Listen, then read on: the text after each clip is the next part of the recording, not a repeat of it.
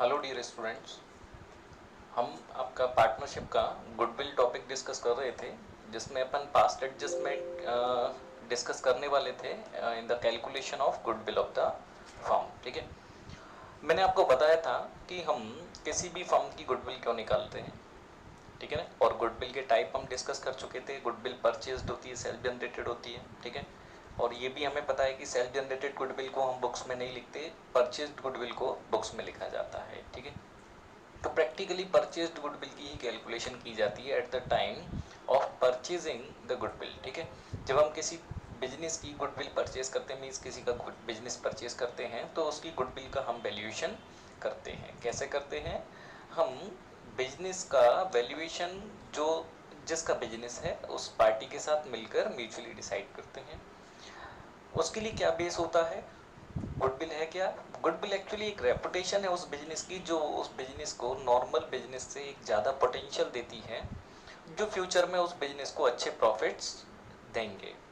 ठीक है, उसके कारण कई सारे होते हैं। उसका कारण फेवरेबल लोकेशन हो सकता है, उसका कारण अच्छा ब्रांड हो सकता है, अच्छी क्वालिटी प्रोडक्ट हो सकती है, अच्छा बिहेवियर हो सकता है, अच्छा मैनेजमेंट हो सकता है, कि एम्प्लॉयज़ हो सकते हैं, many more reasons are there. ठीक है, तो अब हम जब भी किसी बिजनेस को एक्वायर करते हैं, तो उसकी गुडविल वैल्यूएशन जब करते हैं, तो हम ये मानते हैं कि भाई इस बिजनेस को अगर हम एक्वायर करेंगे तो इस बिजनेस के जो प्रॉफिट होंगे वो अपने को मिलेंगे।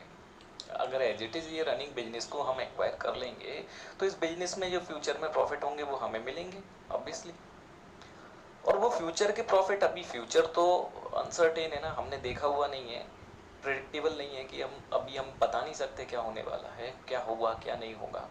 एग्जैक्ट फिगर कोई बता ही नहीं सकता। हाँ, ये तो जनरल क्लियर है कि एक बिजनेस जो प्रॉफिट मेकिंग है, तो ऑब्वियसली फ्यूचर में वो प्रॉफिट देगा कहीं ना कहीं, इस चीज़ को हम हाँ कह सकते हैं।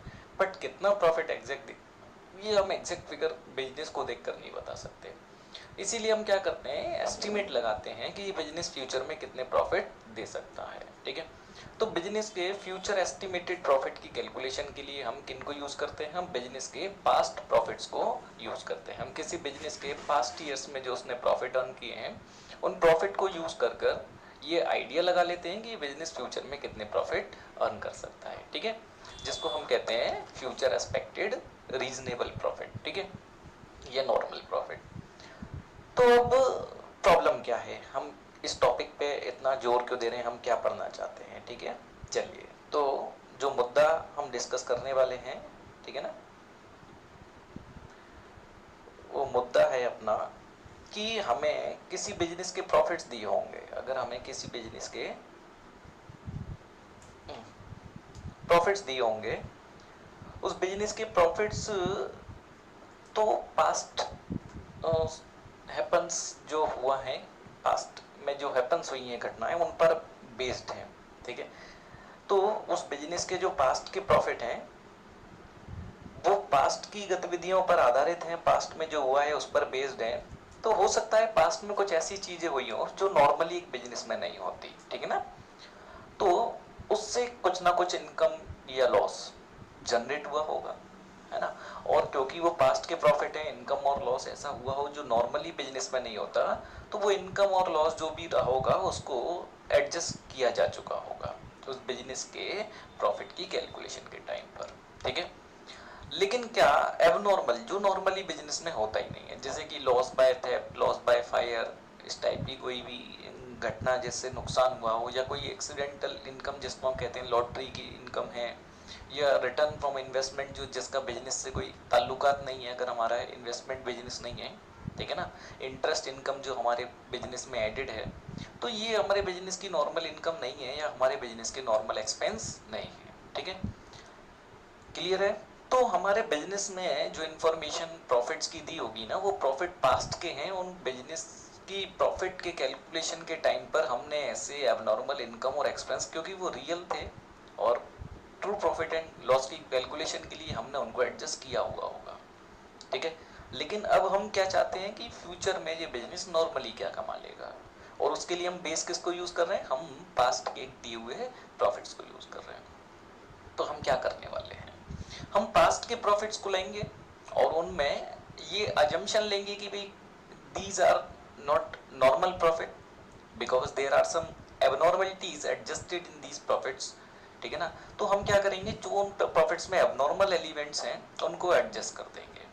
यानी कि अगर कोई एबनॉर्मल इनकम ऐड हो रखी है, gain on sale of machine add हो गया है, एक मशीन था, तुमने 10 लाख का मशीन 12 लाख में बेचा, 2 लाख का गेन आपने उसको प्रॉफिट में ऐड कर रखा है। क्लियर है क्या? तो एक बात बताओ, क्या क्या मेरे हर साल ऐसा 2 लाख का बिजनेस ही नॉर्मली प्रॉफिट कमा के देगा आगे? नहीं देगा, क्योंकि ये नॉर्मल सर्कमस्टेंसेज में बिजनेस करता नहीं है। तो क्या करें कि पता लगे कि नॉर्मली ये बिजनेस क्या कमाएगा, तो सर ये 2 लाख का प्रॉफिट गलत ऐड है, आप इसको हटा दो।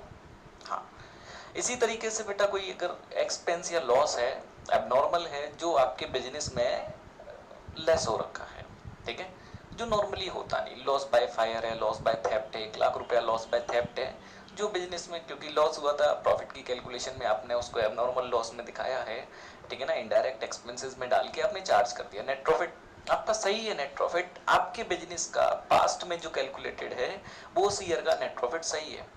क्लियर है ना?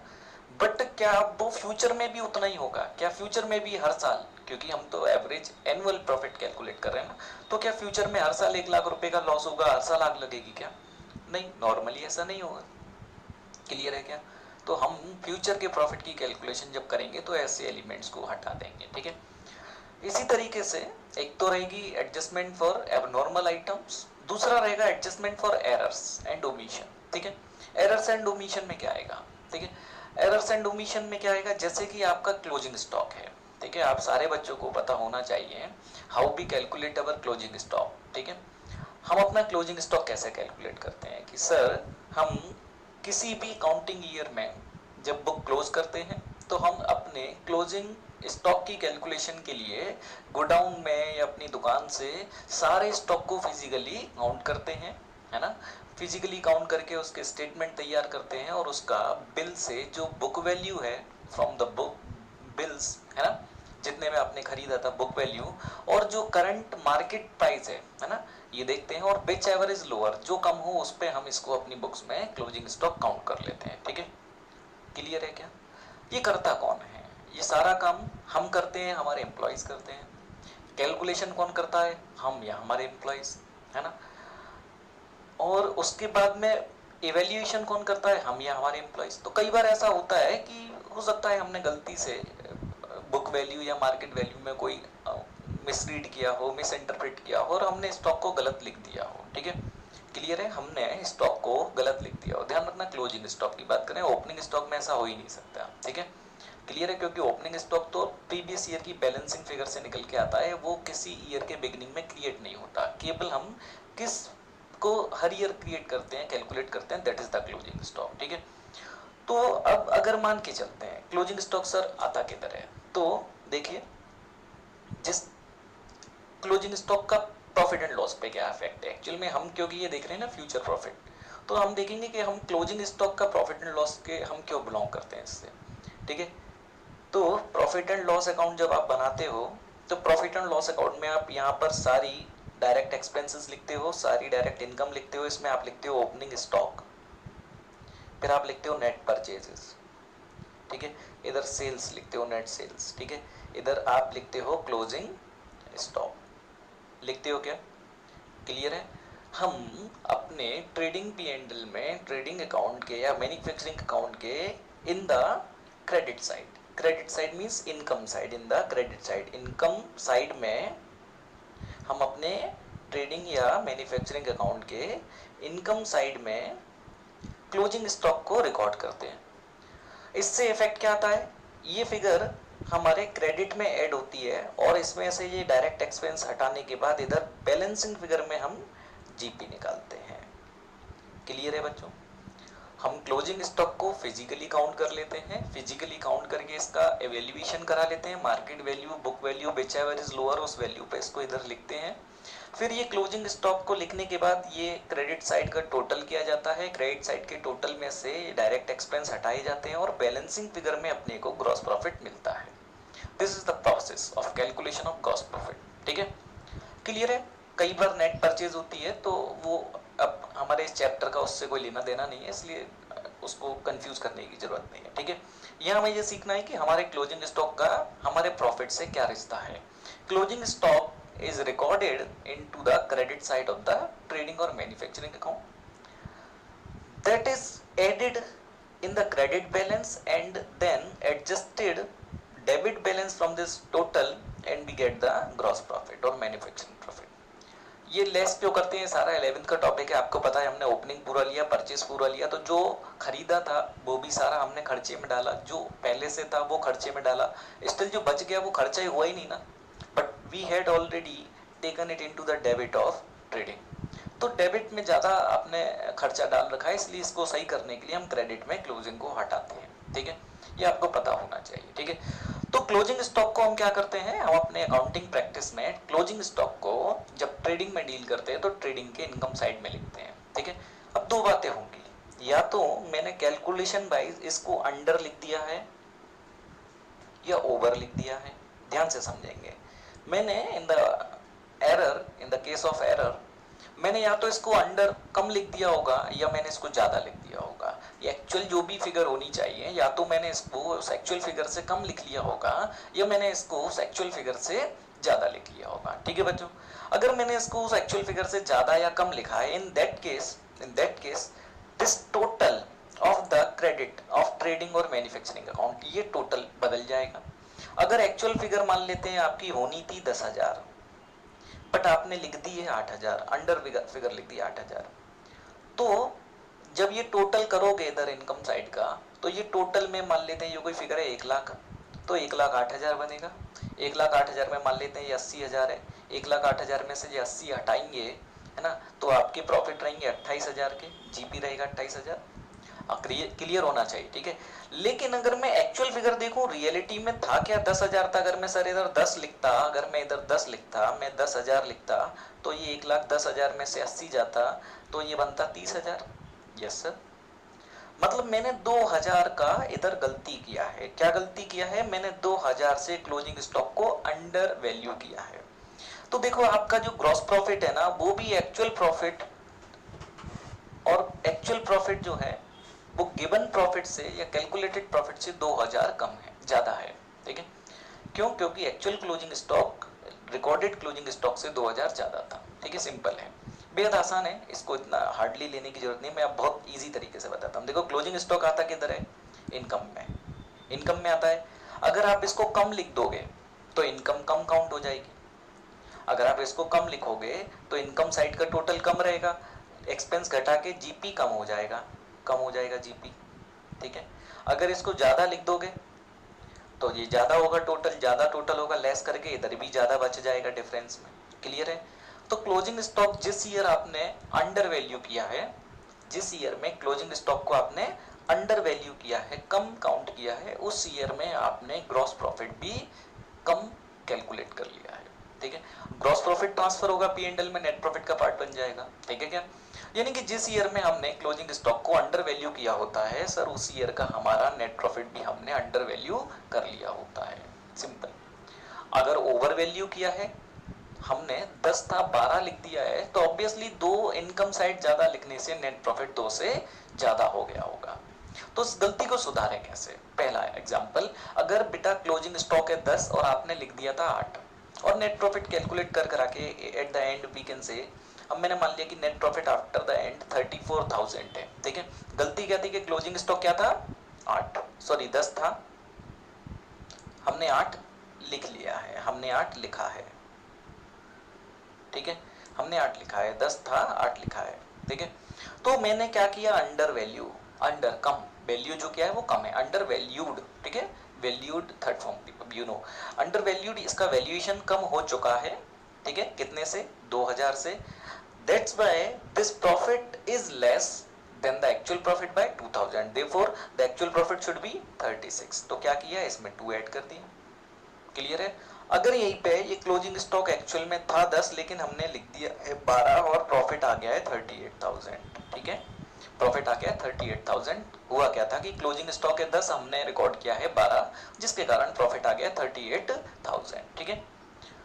क्या किया है, 2 से ज्यादा कर दिया है, तो ये प्रॉफिट भी 2 से ज्यादा आ गया होगा। इस गलती को सुधारने के लिए इस प्रॉफिट को 2 कम करो तो एक्चुअल प्रॉफिट शुड बी 36,000, ये एक एग्जांपल है सिंपल, ठीक है, क्लियर है। तो क्लोजिंग स्टॉक का क्या रहेगा, जिस ईयर में क्लोजिंग स्टॉक की वैल्यूएशन गलती हुई है उस ईयर का आपने प्रॉफिट गलत कर दिया होगा, क्लियर है, ठीक है।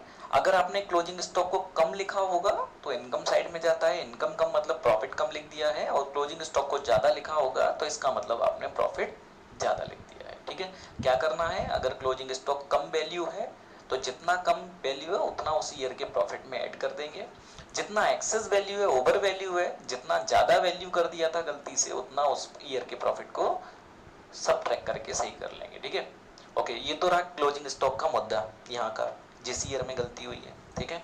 अब आगे चलते हैं, जिस ईयर में गलती हुई है उसका मुद्दा समझ में आ गया होगा। अब आगे चलते, देखो ध्यान से समझना है, क्लोजिंग स्टॉक का वैल्यूएशन प्रोसेस जिस बच्चे को क्लियर है उसको सब कुछ आ जाएगा इसका। एक्चुअल में होता क्या है, हम किसी ईयर में बिजनेस स्टार्ट करते हैं, ऑब्वियसली यहाँ कोई ओपनिंग स्टॉक नहीं होगा, परचेज करते करते करते यहाँ आते हैं, फिर यहाँ पे क्लोजिंग स्टॉक काउंट होता है, ये क्लोजिंग स्टॉक अगले ईयर का ओपनिंग बन जाता है। ये काउंट कब हुआ, ये इधर काउंट हुआ ईयर 1 में क्लोजिंग में, और ये ईयर 2 का क्या बन गया, ओपनिंग। क्या ईयर 2 में इसको काउंट किया जाता है, नो सर, ठीक है। चलते गए चलते गए चलते गए, ईयर 2 एंड में यहाँ पर क्लोजिंग स्टॉक फिर से काउंट होता है, फिर से कैलकुलेट होता है। क्या सर उसका ये ओपनिंग वाले स्टॉक से या इस क्लोजिंग स्टॉक से कोई लेना देना है, नहीं, कोई लेना देना नहीं है। ये ईयर 2 का क्लोजिंग स्टॉक कैसे काउंट होगा भाई, पूरी टीम या हम लोग गोदाम में जाएंगे, ठीक है, दुकान पे जाएंगे, अपना मटेरियल निकालेंगे, सारा माल क्या क्या है सबकी लिस्ट बनाएंगे, लिस्ट बना के उसका प्राइस वैल्यूएशन करेंगे, और प्राइस वैल्यूएशन करके विच एवरेज लोअर पे लिख देंगे, ठीक है। तो हमने यहाँ पर कुछ इसमें ऐड नहीं किया, कुछ लेस नहीं किया, आज जो है उसको काउंट किया, गिन के हिसाब किताब बना के लिख दिया, that is the closing stock valuation, ठीक है। तो क्या इसमें हमने ओपनिंग देखा क्या था, नहीं देखा। हमने ये देखा कितना बिक गया, बिल्कुल नहीं देखा। हमने ये देखा कि पुराना क्लोजिंग क्या था, बिल्कुल नहीं देखा। हमने तो ये देखा आज क्या है, ठीक है, आज क्या है, जिसमें हम अगर हमारे यहाँ पर माल है 4 जगह पर है, चारों जगह का इकट्ठा करके गिन लेंगे, ठीक है क्या, ओके। तो ये जो सेकंड ईयर का क्लोजिंग है वो थर्ड ईयर का ओपनिंग बन जाएगा। क्या ये ओपनिंग अलग से काउंट होगा, नहीं, जो इधर था वो इधर आ जाएगा, ठीक है। फिर थर्ड ईयर का फिर से क्लोजिंग काउंट होगा, ऐसा चलता रहता है। तो एक ईयर में क्लोजिंग काउंट होता है, वो अगले ईयर ओपनिंग बन जाता है, फिर नेक्स्ट ईयर फिर से क्लोजिंग काउंट होता है, वो अगले ईयर फिर से ओपनिंग बनता है। यानी कि एक ईयर का क्लोजिंग स्टॉक अगले ईयर का ओपनिंग स्टॉक बनता है, ये तो क्लियर है। लेकिन जो ओपनिंग है उसका अगले क्लोजिंग से कोई रिश्ता है, रिलेशन है डायरेक्ट, यहाँ पर in the calculation of closing stock we can say there is no relation, कोई रिश्ता नहीं है, ठीक है बच्चों, ठीक है क्या। अब यहाँ पे ध्यान से समझने की जरूरत है। तो जो मेरा ईयर मान लेते हैं 2 है, मेरा ईयर 2 में क्लोजिंग स्टॉक अगर मैंने गलत काउंट किया है ना, तो इसका क्या मतलब है कि सर आपने ईयर 3 का ओपनिंग भी गलत किया है। तो क्या ये बात अलग से बताई जाएगी कि मेरा ईयर 3 का ओपनिंग भी गलत हो गया, ये अंडरस्टूड है, ये प्रैक्टिकल है, ये फैक्ट है, क्लियर है, ये फैक्ट है, इसको कोई अलग से नहीं बताने वाला है, ठीक है। तो in the year in which our closing stock is wrongly valued, ठीक है, means in the subsequent year our opening stock is also wrong, ठीक है। जिस ईयर का अपना क्लोजिंग गलत है अगले ईयर का अपना ओपनिंग ऑब्वियसली गलत है, ठीक है। अब क्लोजिंग स्टॉक में ध्यान से समझना, क्लोजिंग स्टॉक किधर आता था, इनकम साइड में। इनकम में कम कर दिया है तो इनकम कम हो गई है, प्रॉफिट कम हुआ है, ऐड कर लो। ज़्यादा कर लिया है तो इनकम ज़्यादा लिख दी है, बैलेंसिंग फिगर में प्रॉफिट बढ़ गया होगा, लेस कर दो, ठीक है। अब इसी से इधर समझेंगे, ओपनिंग स्टॉक कहाँ आता है, for the year 3, we are talking for the year 3। Year 3 में ओपनिंग स्टॉक किधर आता है सर, ओपनिंग स्टॉक आएगा इधर, इधर मतलब ये क्या है, it is debit side, it is debit side sir, it is debit side, okay, clear ना। ईयर 3 में ओपनिंग स्टॉक किधर आ रहा है, ईयर 3 में सर ओपनिंग स्टॉक आ रहा है डेबिट साइड में, खर्चा में, ठीक है क्या, खर्चे में आ रहा है, ओके ओके सर, खर्चे में आ रहा है। ईयर 3 का ओपनिंग स्टॉक खर्चे में आ रहा है। क्या इसका ईयर 3 के क्लोजिंग स्टॉक से कोई लेना देना, बिल्कुल नहीं, ये तो ईयर एंड पे जाके काउंट हो गया होगा, ओके। तो ईयर 2 का क्लोजिंग गलत था, इसका मतलब ईयर 3 का ओपनिंग गलत है, और ईयर 3 का ओपनिंग आता है खर्चों में, क्लियर है, ओके। अगर ध्यान से सुनो केयरफुली, अगर मैंने ईयर 2 में 2000 का क्लोजिंग कम किया था, क्लोजिंग इनकम में आता है, इनकम कम किया था यानी कि प्रॉफिट कम कैलकुलेट किया है तो 2000 जोड़ लिया, इसका करस्पॉन्ड मीनिंग है कि मैंने ईयर 3 में 2000 का खर्चा भी कम लिखा था, ठीक है। अगर मैंने 2002 में इनकम कम लिखी थी तो उसी फिगर को मैं बैलेंस करके लाके मैंने ईयर 2 के ओपनिंग में डाला है, जो एक्सपेंस में लिखा है इसका मतलब मैंने ईयर 3 में ओपनिंग में खर्चा भी कम लिखा है। खर्चा कम लिखा है इसका मतलब जो प्रॉफिट है वो गलत है, वो ज़्यादा है, क्योंकि कुछ खर्चा लिखा कम है। ठीक है, तो क्या करना चाहिए, इस प्रॉफिट को कम कर देना चाहिए। ठीक है, मतलब अब मैं इसको दोबारा से बोलता हूं, ध्यान से समझेंगे। दो ही केस बनेंगे, मैं ईयर फर्स्ट ईयर सेकंड करके बोल देता हूँ। ईयर फर्स्ट मतलब जिसमें क्लोजिंग स्टॉक की कैलकुलेशन की बात हो रही है, और ईयर सेकंड जिसमें हम नेक्स्ट ईयर सब्सिक्वेंट ईयर जिसका ओपनिंग पे असर जाने का है। अगर यहाँ पे क्लोजिंग मैंने अंडर काउंट किया है, अंडर, या फिर मैंने क्लोजिंग को ओवर काउंट किया है, ओवर। ठीक है, अंडर का मतलब कम, क्लोजिंग कहाँ था, इनकम में, इनकम कम काउंट किए तो सही करने के लिए क्या करेंगे, बढ़ा देंगे इनकम को, प्रॉफिट को बढ़ा देंगे, जो गिवन प्रॉफिट है उसको बढ़ा देंगे। ठीक है, क्लियर है। तो इधर क्या करेंगे, क्योंकि इस ईयर का प्रॉफिट गलत था क्योंकि इनकम कम डाला था, बढ़ा दिया। अगले ईयर के केस में मैंने एक्सपेंस कम डाला है, अगले ईयर के केस में मैंने एक्सपेंस कम डाला है, इसका मतलब प्रॉफिट बढ़ गया है। तो अगले ईयर हम क्या करेंगे, प्रॉफिट को गिराएंगे। ठीक है, रिवर्स रहेगा, क्योंकि ओपनिंग स्टॉक एक्सपेंस में आता है। अगर एक्सपेंस कम रिकॉर्ड कर रखे हैं, सही करेंगे, एक्सपेंस बढ़ाएंगे तो प्रॉफिट गिरेगा। ठीक है, अगर इधर आपने एक्सपेंस ज़्यादा कर, इनकम ज़्यादा करके ओवर कर रखी, ज़्यादा प्रॉफिट बढ़ा रखे हैं, सही करो तो कम कर दो। इधर कम करेंगे तो नेक्स्ट ईयर में एक्सपेंस आपने ज़्यादा डाल रखे हैं, एक्सपेंस ज़्यादा है मतलब प्रॉफिट गिर गया है, और सही करोगे, एक्सपेंस हटाओगे तो प्रॉफिट बढ़ेगा। ओके, क्लियर है, आपको आना चाहिए। बाकी आप सिंपली समझ सकते हैं, आप क्लोजिंग स्टॉक ट्रैक करो, उसका रिवर्स अगले ईयर में कर दो। अगर किसी ईयर का क्लोजिंग मैंने 5000 से अंडर वैल्यू किया है, किसी ईयर का क्लोजिंग मैंने 5000 से अंडर वैल्यू किया है, तो उस ईयर में क्लोजिंग किधर आता है, इनकम में। बस इतना इतना सेंटेंस इतना क्लियर होना चाहिए, क्लोजिंग आता है इनकम में, कम किया, इनकम कम है, इनकम में 5000 जोड़ा, अगले ईयर के प्रॉफिट में 5000 घटाया। किसी ईयर का प्रॉफिट मैंने 3000 से ओवर वैल्यू किया है, किसी ईयर का क्लोजिंग स्टॉक मैंने 3000 से ओवर वैल्यू किया है, ज़्यादा वैल्यू किया है। अगर किसी ईयर का क्लोजिंग स्टॉक मैंने 3000 से ओवर वैल्यू किया है, ज़्यादा वैल्यू किया है, क्लोजिंग स्टॉक किधर आता है सर, इनकम में, इनकम 3000 से ज़्यादा है, सही करने के लिए घटाएंगे। तो इस ईयर में क्लोजिंग स्टॉक जिसमें गलत है उसमें 3000 माइनस करो, लेकिन इसके सब्सिक्वेंट ईयर के प्रॉफिट में 3000 प्लस करो। ओके, रीजन क्लियर होना चाहिए, रटना नहीं, बट हाँ इस तरीके से कर लोगे तो ये ट्रिक बहुत हेल्पफुल है, बहुत ज़्यादा आपको दिमाग मारामारी नहीं करनी है। क्लियर हुआ। Abnormal loss abnormal gain clear है। एबनॉर्मल लॉस गेन जिस ईयर का होता है उसी ईयर में रहेगा। क्या करना है, अगर इनकम जुड़ी हुई है लेस कर दो, हटा दो उसको, एबनॉर्मल को, एक्सपेंस लेस हो रखा है रिवर्स बैक करो, तो प्रॉफिट बढ़ा दो, ऐड बैक कर लो। क्लियर है। क्लोजिंग स्टॉक का कैलकुलेशन फिजिकली होता है, हर ईयर अलग अलग होता है। किसी एक ईयर के क्लोजिंग स्टॉक का किसी अगले ईयर के क्लोजिंग स्टॉक से कोई लेना देना नहीं है, लेकिन किसी एक ईयर के क्लोजिंग स्टॉक का सब्सिक्वेंट ईयर के ओपनिंग स्टॉक से लेना देना है, क्योंकि वही तो फिगर है। अगर किसी ईयर का क्लोजिंग स्टॉक गलत है तो अगले ईयर का ओपनिंग गलत है। क्लियर है। क्या सर क्लोजिंग भी गलत होगा, अरे वो देखो ना, क्वेश्चन कहेगा तो है, भरना थोड़ना है। ठीक है, अगर आपने दोबारा गलती की होगी तो गलत होगा, अपने आप नहीं होगा वो, लेकिन क्लोजिंग अपने आप गलत होगा क्योंकि सेम फिगर कैरी फॉरवर्डेड है। ओके, क्लियर है। क्लोजिंग स्टॉक इनकम में आता है, ज्यादा कर दिया है माइनस करो इनकम को, अगले साल प्लस करो, कम कर लिया है प्लस करो इनकम को, अगले साल माइनस करो। क्लियर है क्या, होप सो आपको समझ में आ गया होगा।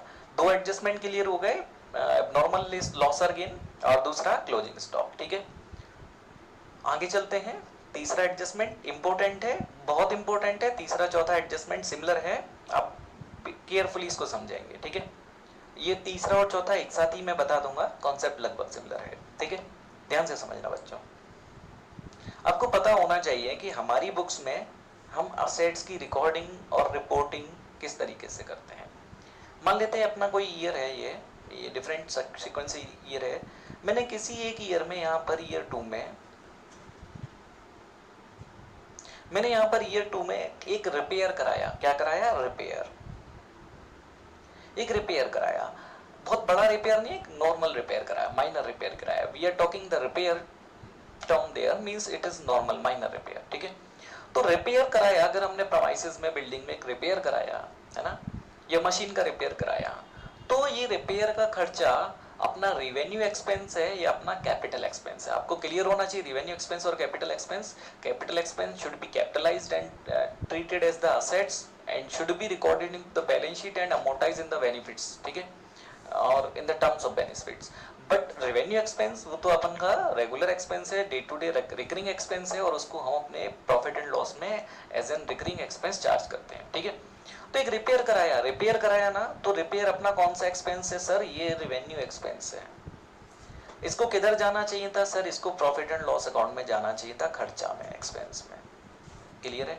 लेकिन हमने क्या किया, हमने गलती से इसको कैपिटलाइज्ड कर दिया। कैपिटलाइज्ड का मतलब हमने गलती से इसको बिल्डिंग में लिख दिया। हमने गलती से इसको बिल्डिंग अकाउंट में लिख दिया, कैपिटलाइज कर दिया, हमने बिल्डिंग बना दिया। ओके, क्योंकि हमने इसको बिल्डिंग बना दिया, कैपिटलाइज कर दिया, बिल्डिंग अकाउंट में लिख दिया, लेकिन ये बिल्डिंग था ही नहीं। तो ध्यान से समझो बेटा, जिस ईयर में आपने गलती किया, इसको जाना किधर था? P&L का खर्चा में, लेकिन आपने ऐसा नहीं किया, आपने उठाकर इसको बिल्डिंग बना दिया। तो क्या इस ईयर का प्रॉफिट जो दिया है, क्या वो प्रॉफिट सही है या गलत है? क्या वो प्रॉफिट सही है या गलत है? ऑब्वियसली उस ईयर में एक एरर कर दिया, एरर ऑफ प्रिंसिपल एरर है। रेवेन्यू एक्सपेंस को आप कैपिटल कर रहे हो, एरर ऑफ प्रिंसिपल है, प्रिंसिपल क्लियर नहीं है आपके। आपने खर्चा था, P&L में जाना था, लिखा ही नहीं, ठीक है, तो प्रॉफिट ऑब्वियसली गलत है। खर्चा नहीं लिखा तो प्रॉफिट क्या है? बढ़ के आ रहा होगा। अरे क्लियर है क्या? तो किसी ईयर में हो सकता है कि कोई रेवेन्यू एक्सपेंस हो, रिपेयर का खर्चा हो, मेंटेनेंस का खर्चा हो, जो रिकरिंग हो, और आपने उसको रेवेन्यू की बजाय कैपिटलाइज कर दिया हो, आपने असेट मान लिया हो। तो उस ईयर में गलती क्या हुई कि जो चीज बैलेंस शीट में आ रही है वो आनी नहीं थी, और जो P&L में आना था वो नहीं आ रहा है, ठीक है, क्लियर है। खर्चा P&L में आना था, नहीं आ रहा है। अगर P&L में खर्चा लिखोगे तो प्रॉफिट बढ़ना चाहिए कि गिरना चाहिए सर? प्रॉफिट गिरना चाहिए। क्लियर है क्या? तो आप ध्यान से समझेंगे कि इस ईयर में अगर मैं इस प्रॉफिट को उठाऊंगा, पास्ट प्रॉफिट को उठाऊंगा, और हम कहेंगे इसको सही करना चाहिए फ्यूचर की सर्टेनिटी पता करने के लिए, तो we have to subtract this expense from that current particular year's profit. तो मैं ईयर 2 के प्रॉफिट में से इस खर्चे को लेस कर दूंगा, ठीक है। We are calculating the goodwill from the past profit and through a statement. हम P&L नहीं छू रहे हैं, हम किसी के बुक्स ऑफ अकाउंट नहीं छू रहे हैं, हम तो उसके पिछले साल के प्रॉफिट और जानकारी से ये निकाल रहे हैं कि यहाँ फ्यूचर में क्या प्रॉफिट होगा, सही चले तो हम ये एरर्स को, ओमिशंस को एडजस्ट करके future certain profit, normal profit पता करने वाले हैं। क्लियर है क्या? क्लियर है क्या? हम एक्चुअल में कोई रेक्टिफिकेशन एंट्री नहीं करें, we are just taking the profit. इतने का गलत था, हाँ तो ऐसा करेंगे तो इतना होगा, तो हाँ लगभग इतना प्रॉफिट होगा, जस्ट। क्लियर है क्या? तो हमने क्या किया, जिस ईयर के प्रॉफिट में मैं कोई खर्चा लिखना भूल गया, मैंने कैपिटलाइज किया। खर्चा रेवेन्यू एक्सपेंस था, एक्सपेंस में आना था, भूल गया, कैपिटलाइज कर दिया, बिल्डिंग बना दिया। क्लियर है क्या? तो खर्चा होना चाहिए था, यस खर्चा है, यस लिखा नहीं तो लिखो। खर्चा लिखोगे तो प्रॉफिट क्या हो जाएगा? गिरेगा। तो उस ईयर का प्रॉफिट कम कर देंगे, पहली चीज। क्लियर है? जिस ईयर में एक रेवेन्यू एक्सपेंस अकर किया और आपने उसको रेवेन्यू एक्सपेंस ना लिखकर आपने उसको क्या कर दिया, आपने उसको कैपिटलाइज कर दिया, आपने उसको कैपिटलाइज करके बैलेंस शीट में लिख दिया एज असेट।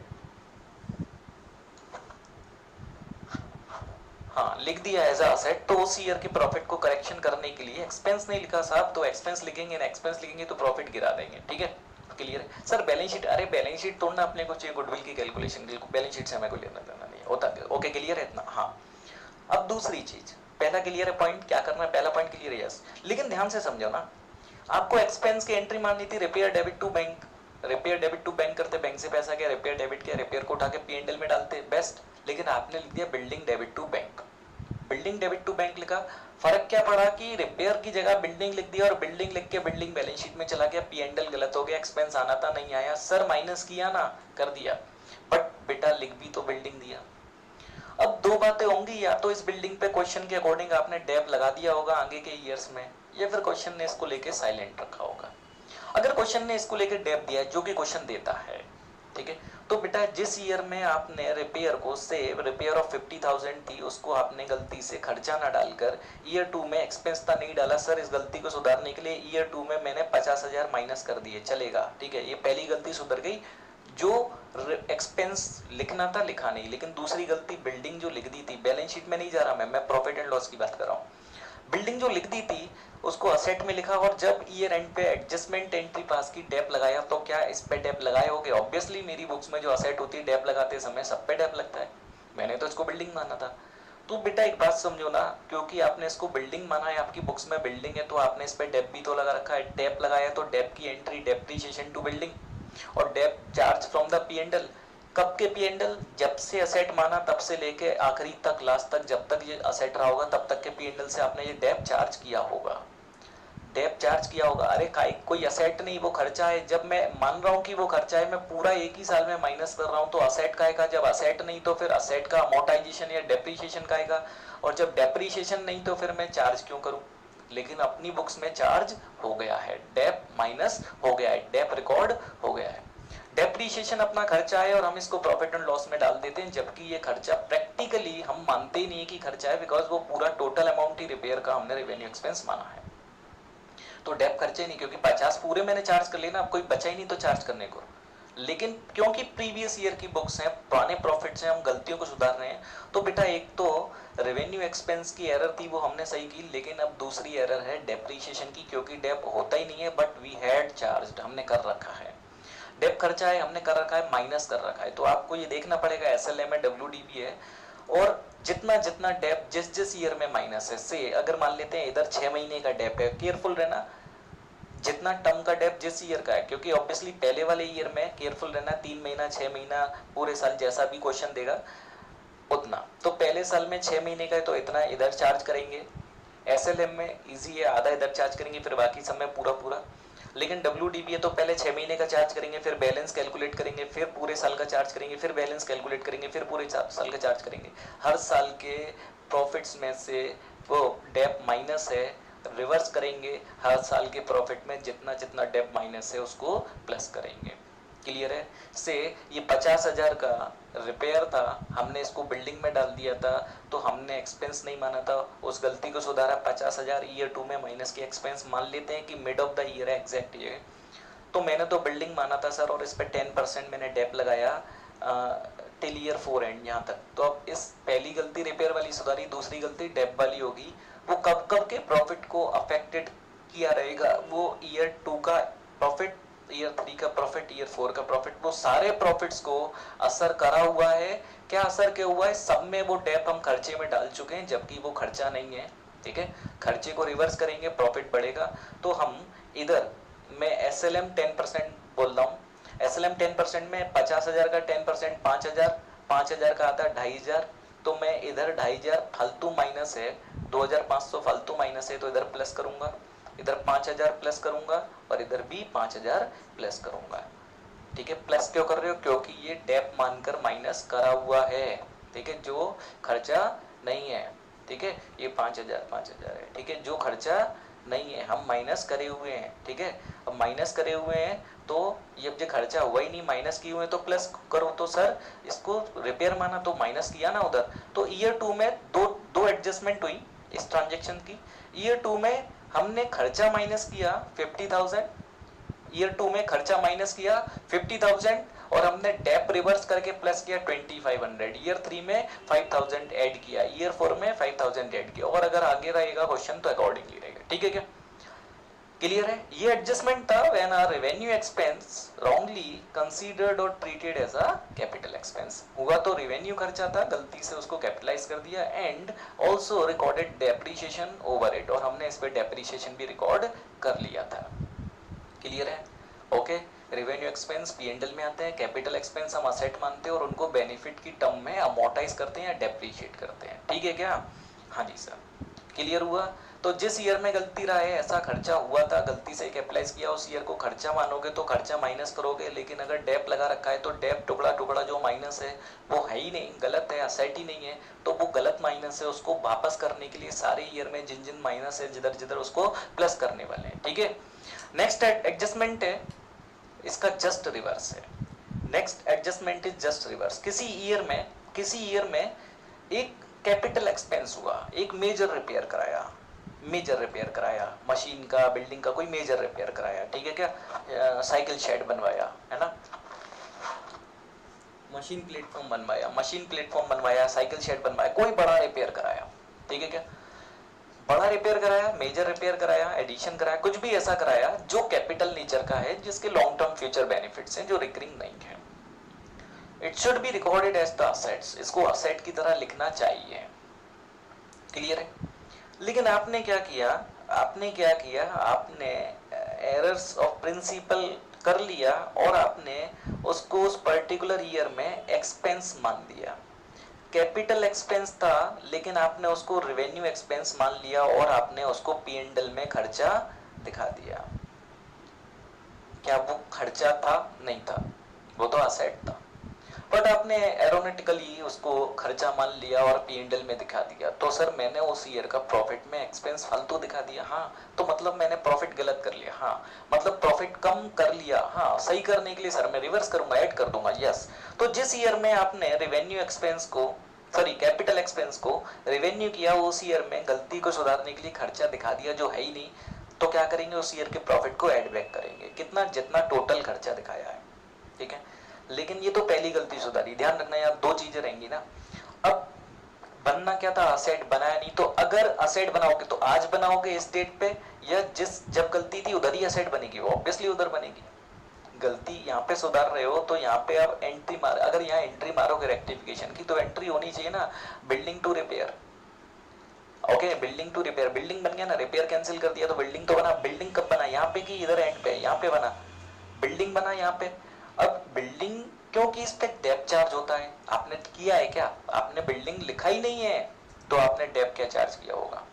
ओके, अच्छा, मतलब मैंने कैपिटल एक्सपेंस को P&L में पूरा डाल दिया, खत्म। कोई कैपिटल एक्सपेंस नहीं लिखा, बिल्डिंग नहीं बनाया, जब बिल्डिंग नहीं तो डेप भी नहीं लगाया। हाँ, गलती सुधारने के लिए, क्योंकि एक्सपेंस गलत माइनस था, प्लस कर लिया। हाँ, पहली गलती सुधरी, ध्यान रखना। लेकिन प्लस कर लिया तो गया कहाँ, अब वो बिल्डिंग बन गया ना। बिल्डिंग कब बना, वो एट दैट टाइम जब वो ट्रांजेक्शन अकर हुआ, तो उसका डेप लगना था जो कि अभी तक नहीं लगाया है, जो कि अभी तक नहीं लगाया। तो अब हम डेप लगाएंगे, डेप लगाएंगे इस ईयर में जितना भी पीरियड है यहाँ का, फिर सब्सिक्वेंट ईयर का जो भी क्वेश्चन में प्रोवाइडेड है, SLM WDV और डेप लगाएंगे, तो dep should be charge because it is minus. तो इसमें हर ईयर में आगे डेप माइनस करेंगे, दोनों में रिवर्स है। ठीक है, एक दूसरे का रिवर्स कैलकुलेशन है, बस और कुछ नहीं है। कैपिटल एक्सपेंस को रेवेन्यू मान लिया है, फालतू का खर्चा दिखा दिया है, असेट बनानी थी तो खर्चा सही करने के लिए ज्यादा दिखा दिया, सही करने के लिए प्लस करो, लेकिन असेट बनाओगे तो डेप बनेगा, डेप माइनस नहीं हुआ है तो माइनस करो। ठीक है, कब, सब्सिक्वेंट सारे ईयर में इंक्लूडिंग दिस ईयर।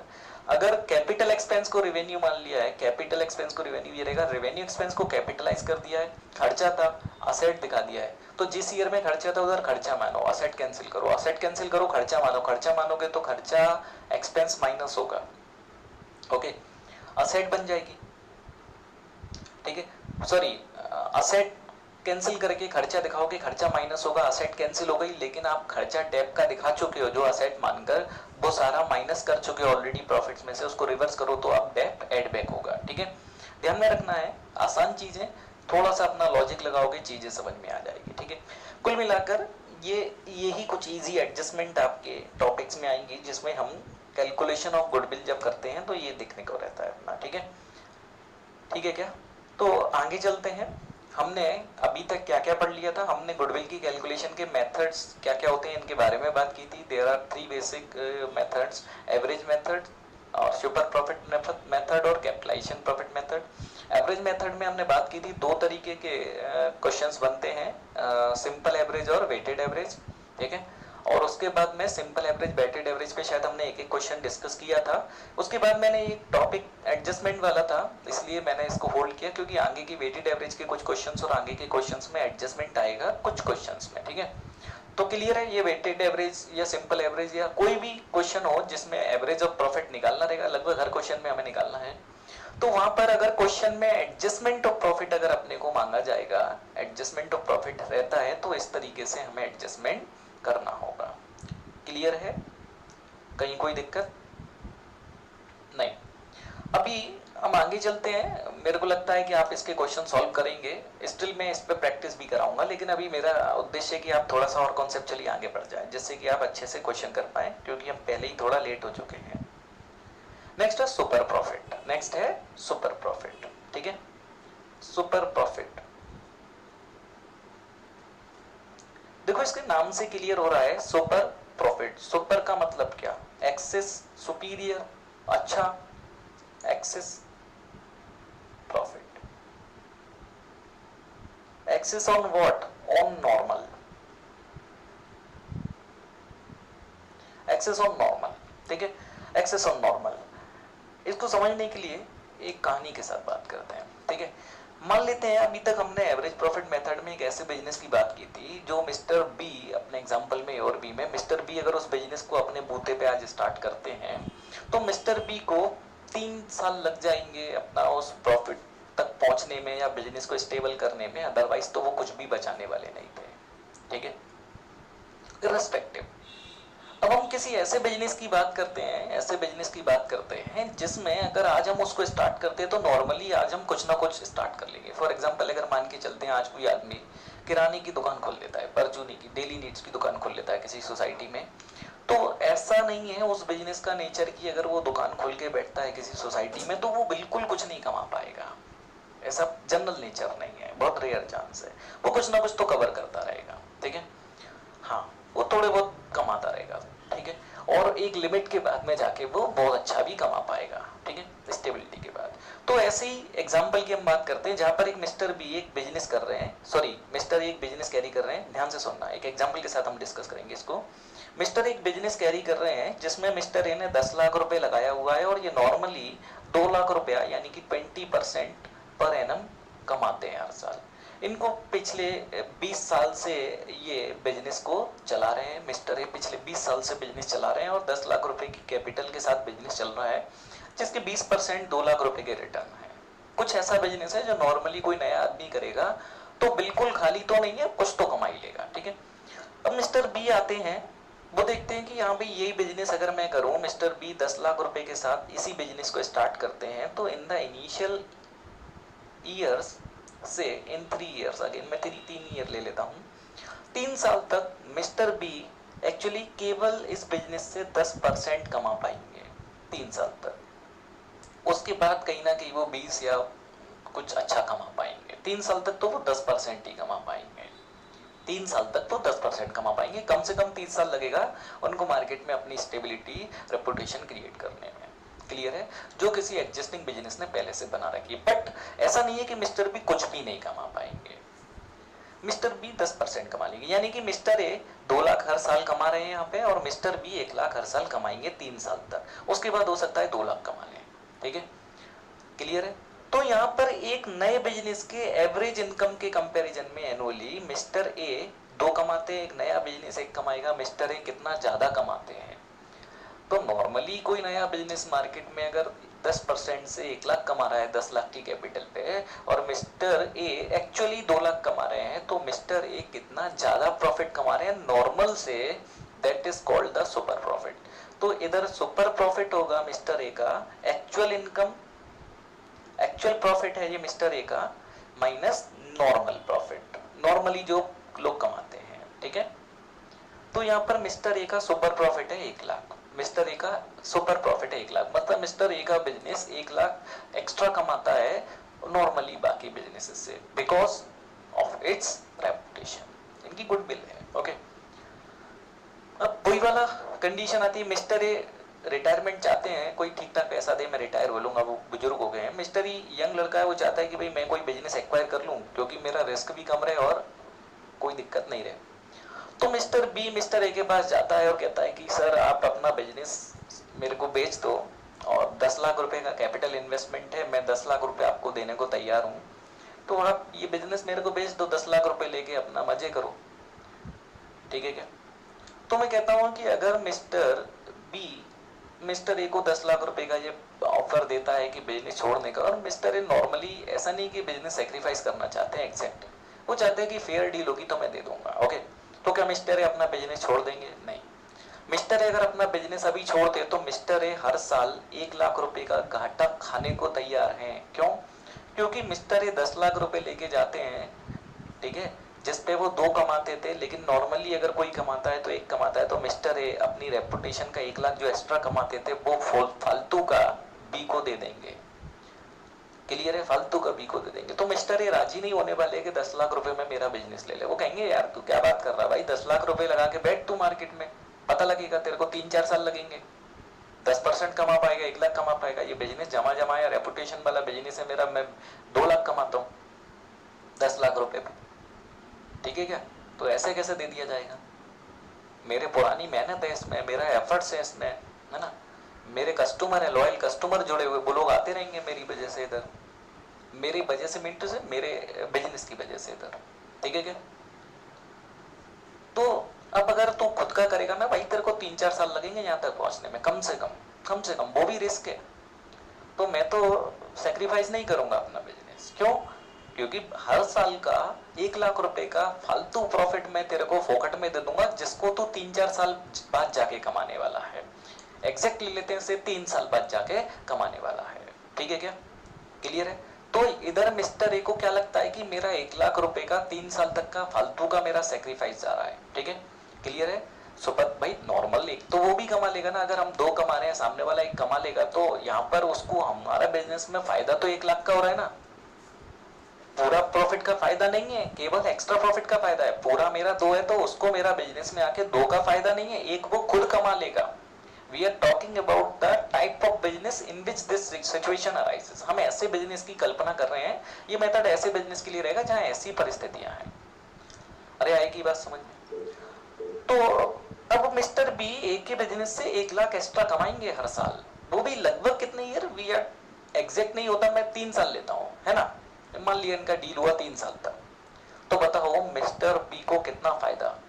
1 लाख का प्रॉफिट, 3 साल तक का फायदा, इट इज 3 लैक्स, 10 लाख का माल जमा जमा या नेट प्रॉफिट नेट कैपिटल मिल रहा है 3 लाख, तो मिस्टर बी एटलीस्ट 13 लाख रुपए में ये बिजनेस ले लेंगे, तब भी रिस्क फ्री इनको फायदा है, ठीक है?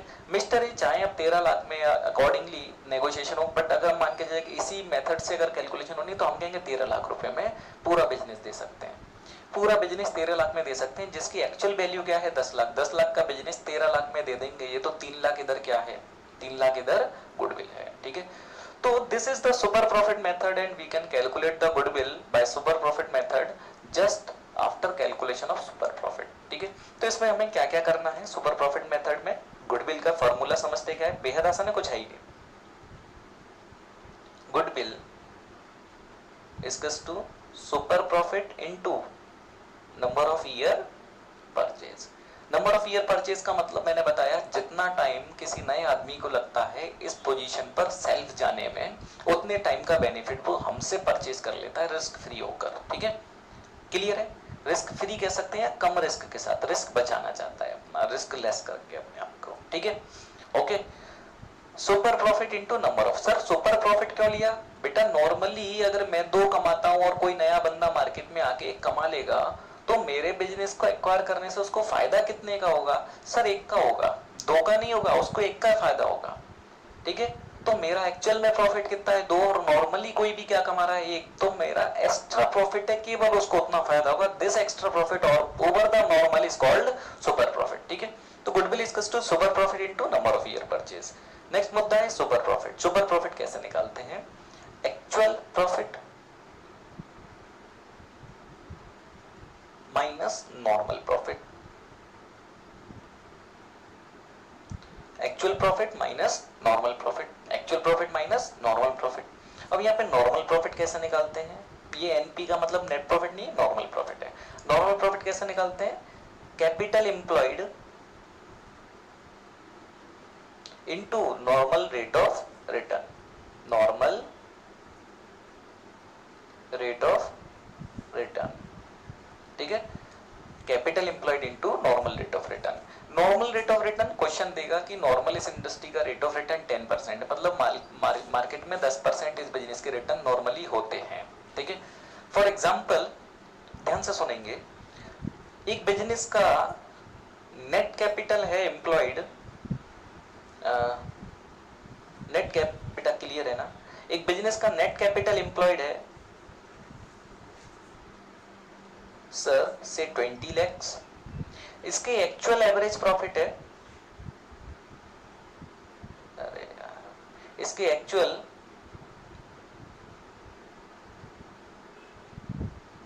एवरेज प्रॉफिट है, actual average future expected profit है, ठीक है। मान लेते हैं 3 lakhs, ठीक है। इस बिजनेस का इंडस्ट्री का नॉर्मल रेट ऑफ रिटर्न है से 10%, इस बिजनेस का इंडस्ट्री में नॉर्मल रेट ऑफ रिटर्न है से 10% पर एनम, ठीक है, या 10%, ओके। और नंबर ऑफ ईयर परचेज दिया है से 2.5 ईयर, 2.5 साल number of year purchase question में दिया है, ठीक है। You are required to calculate the goodwill, ठीक है। तो सबसे पहले अपने को क्या निकालना पड़ेगा, normal profit, capital employed into NRR. Capital employed है 20 लाख, एनआरआर 10%, तो 20 लाख का 10% 2 लाख। क्लियर है क्या? ऐसा अपन निकालेंगे क्या, normal profit of the business, normal profit of the business, ठीक है। लेकिन ये नॉर्मली कोई भी कमा लेगा 2 लाख, तो इस बिजनेस में अगर पैसा 20 लाख लगा के बैठेगा तो मैं अगर तुम्हारा बिजनेस लेता हूं और ये 2 लाख कमाऊं तो मेरे को कुछ फायदा क्या? नहीं। तो फायदा क्या, क्योंकि तुम तो 3 कमाते हो इसीलिए तो मैं तुम्हारा बिजनेस ले रहा हूं, तो मेरे को फायदा क्या, सुपर प्रॉफिट का। तो सुपर प्रॉफिट क्या होता है, actual profit minus normal profit. Actual profit कितना है, 3 लाख, नॉर्मल प्रॉफिट 2 लाख, तो सुपर प्रॉफिट कितना, 1 लाख। अब goodwill, it is super profit into number of year purchase. Super profit 1 lakh, 2.5 साल का, तो 2.5 लाख, 2.5 lakhs, ओके। तो 2.5 lakh is the goodwill of this particular business in the provided example, ठीक है। ये इस बिजनेस की गुडविल है by the super profit method, by the super profit method. Clear है क्या? तो सुपर प्रॉफिट मेथड बेहद आसान है, इसमें कुछ है नहीं, ठीक है। अब ये क्वेश्चंस आप कर सकते हैं, इसके कुछ भी नहीं है इसमें। नॉर्मल प्रॉफिट कैसे निकाला जाता है, कैपिटल एम्प्लॉयड क्वेश्चन में दिया होगा। देखो जनरली क्वेश्चन में कैपिटल एम्प्लॉयड देता है, नहीं तो मैं एक बात और बताता हूँ, एक चीज समझाता हूँ आप लोगों को, ठीक है। एक बिजनेस में टोटल लाइबिलिटी टोटल असेट के हमेशा बराबर रहती है। एक बिजनेस का टोटल लाइबिलिटी टोटल असेट के बराबर रहती है। सर हमें पता है, मुझे पता है, तुम लोग को पता है। ये टोटल लाइबिलिटी में 2 चीज रहती है, ओन्ड फंड और बोरोड फंड, मालिक का पैसा या बाहर का पैसा, ठीक है। तो अब मैं कैपिटल एम्प्लॉयड कहता हूं बिजनेस का, जब मैं कैपिटल एम्प्लॉयड मिस्टर ए का बात कर रहा हूं, तो ये talking about the capital employed और मिस्टर ए, तो मैं owned fund by mister A कहता हूं, ठीक है। तो इसमें क्या आएगा, मिस्टर ए का जो कैपिटल है वो, प्लस रिजर्व्स है बिजनेस के वो, प्लस एडिशनल कैपिटल जो था वो, प्लस करंट अकाउंट का पॉजिटिव बैलेंस है तो वो, अगर पार्टनर है तो। अभी इतना जाना नहीं, ये बहुत आसान बात है, ठीक है। या फिर एक तरीका और है कि कैपिटल एम्प्लॉयड दिया हुआ क्वेश्चन में ऐसे निकालेंगे, नहीं तो मैं दूसरे तरीके से निकाल सकता हूँ। We know that the x is equal to x, ये टोटल इसके बराबर होता है, ये बाई है, ठीक है। तो अगर मैं ये कैपिटल एम्प्लॉयड निकालूंगा तो we can say it is total asset minus liability. कौन सा liability? Obviously when we are talking about the liability it means outsiders liability, current liability and other liability. यहाँ पे करंट नहीं है, करंट नॉन करंट दोनों है, बाहर वालों का, आउटसाइडर्स, ठीक है, ओके। तो टोटल असेट में से अगर मैं ये लाइबिलिटी हटा दूं तो we can find the capital employed या ओन्ड फंड, ओनर्स फंड, ठीक है। फॉर एग्जांपल असेट क्वेश्चन में इंफॉर्मेशन फैला के दे दिया, बोले बिल्डिंग इतने की, स्टॉक इतने का, मशीन इतने का, डेटर इतने का, ये इतने का, क्रेडिट इतने का, बैंक लोन इतने का, बस कैपिटल नहीं दिया, ठीक है। तो कैपिटल एम्प्लॉयड निकालने के लिए इसी क्वेश्चन में, सुपर प्रॉफिट में, कैपिटल एम्प्लॉयड निकालने के लिए क्या करेंगे, जो भी असेट्स, ऐसा बैलेंस शीट फॉर्मेट में भी जाके बना सकते हैं, या लिख लेंगे एक साइड टोटल असेट। क्या लिख लेंगे? Total asset. उनमें जो जो असेट्स है उन सबको टोटल मार लेंगे, ठीक है। फिर लिख लेंगे लाइबिलिटी, जो जो लाइबिलिटी ओनर से बिलोंग नहीं करती, बाहर का पैसा है, वो सब लिख लेंगे। फिर लिखेंगे capital employed, total asset minus liability, capital employed, simple. क्या किया, ये टोटल माइनस ये किया, अपने आप बैलेंसिंग फिगर में ये बच गया। अरे आया क्या? ये रहेगा, ठीक है। अच्छा, अब क्लास आपका हो गया ये। अब थोड़ी सी मैं बात बता देता हूँ। एक्चुअल में आप लोगों को पता रहेगा बच्चों कि मेरी कुछ टाइम पहले तबीयत गड़बड़ थी, है ना, और वो कुछ ज़्यादा इन्फेक्शन मेरे को हो गया था, जिस कारण मेरा बिल्कुल बोल नहीं पा रहा था मैं। ये सारी प्रॉब्लम मैंने फेस की और काफ़ी टफ टाइम रहा अपना, ठीक है ना बच्चों। इसलिए मैं क्लास रिकॉर्ड नहीं कर पाया और हम क्लास नहीं दे पाए, ठीक है। बिटवीन दैट पीरियड आपका नुकसान हुआ है।